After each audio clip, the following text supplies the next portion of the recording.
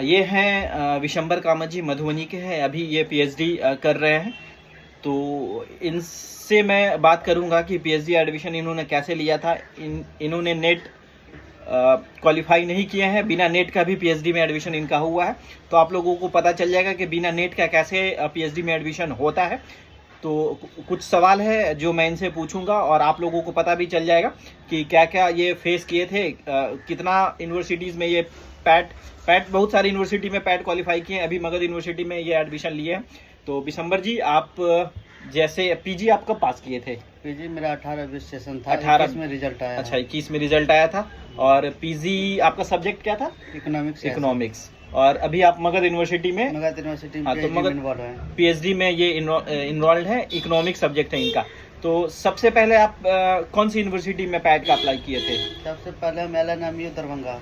हाँ, तो उसमें एडमिशन लिस्ट में नहीं हो पाया। पैट हम पास थे। हाँ, पैट पास थे। पटना यूनिवर्सिटी के भी पैट पास है, बिहार यूनिवर्सिटी का पैट, बिहार यूनिवर्सिटी के भी पैट पास है, पैट पास है, बीएचयू का भी।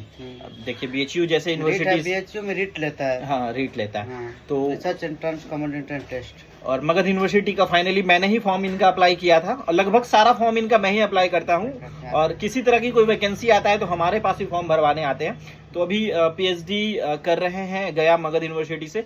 तो फ्री था, छुट्टी का दिन था, तो आए थे। तो मैंने सोचा कि आप लोगों को जानकारी दे दूं। तो 2000 फॉर्म कब मगध यूनिवर्सिटी पैट का 2021 पैट का फॉर्म 2022 में भराया। 23 में एग्जाम लिया गया। 24 में रिजल्ट आया, 24 में ही सितंबर में। अच्छा, तो किस तरह का क्वेश्चन आया था, बता सकते हैं आप?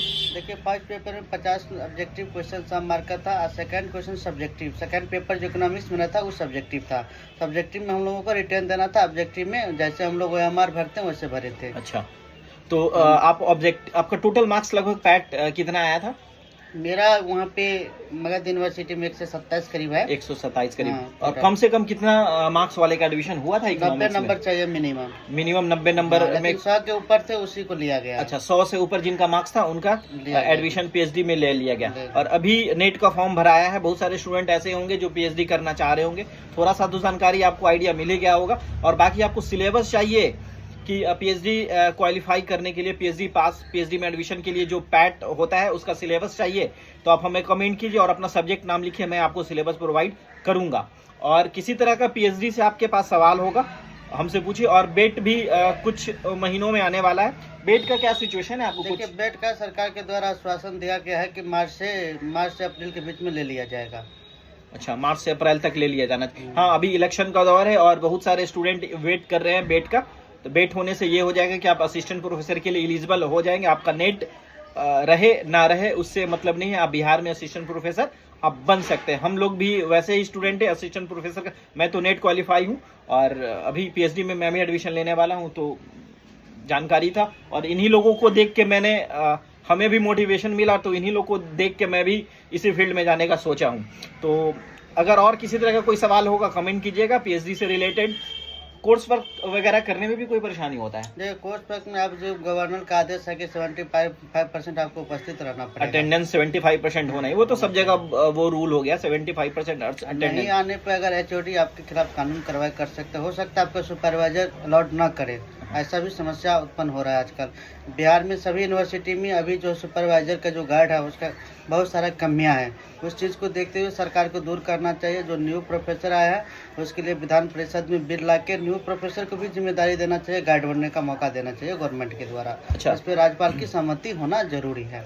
अच्छा, अभी जैसे आप एडमिशन लिए तो वहाँ पे जो आपके गाइड जो कर रहे हैं तो हेल्पफुल है वो? मतलब किसी तरह का कोई परेशानी होता है आपको रिसर्च करने में? परेशानी किसी तरह की नहीं, हर बात बताया जाता है। देखिए कितना अच्छा है कि बताया जाता है। और पीएचडी तो आप जान ही रहे हैं कि एजुकेशन में सबसे ऊपर लेवल का वो कोर्स हो जाता है। 5 साल लगभग लगता है। पीएचडी 5 साल लगभग लग ही जाता है ना? अगर से लगता है। देखिए, मैं इसमें 2 चीज़ है कि मिनिमम आप 3 साल में कर लीजिए या तो मैक्सिमम 6 साल में आप कर लीजिए। तो पीजी आपने कभी भी पास किया है, पीएचडी आप पैट क्वालिफाई करेंगे या नेट क्वालिफाई करेंगे, पीएचडी में आपका एडमिशन हो जाता है। सारे यूनिवर्सिटीज़ का अलग अलग पैट के लिए फॉर्म आता है। नेट अगर आप क्वालिफाई करते हैं तो किसी भी यूनिवर्सिटी में एडमिशन ले सकते हैं, लेकिन पैट के लिए अलग अलग यूनिवर्सिटीज़ में फॉर्म आता है। तो किसी भी यूनिवर्सिटी का जो पैट क्वालिफाई करेंगे तभी उस यूनिवर्सिटी में एडमिशन होगा। सब सब्जेक्ट का अलग अलग कट ऑफ जाता है। अलग अलग रहता है। ठीक है फ्रेंड्स, और कुछ सवाल होगा पीएचडी से रिलेटेड आप हमसे कमेंट करके पूछ सकते हैं। अभी के लिए इतना ही, मिलते हैं नेक्स्ट वीडियो में, तब तक के लिए धन्यवाद। जय हिंद, जय भारत।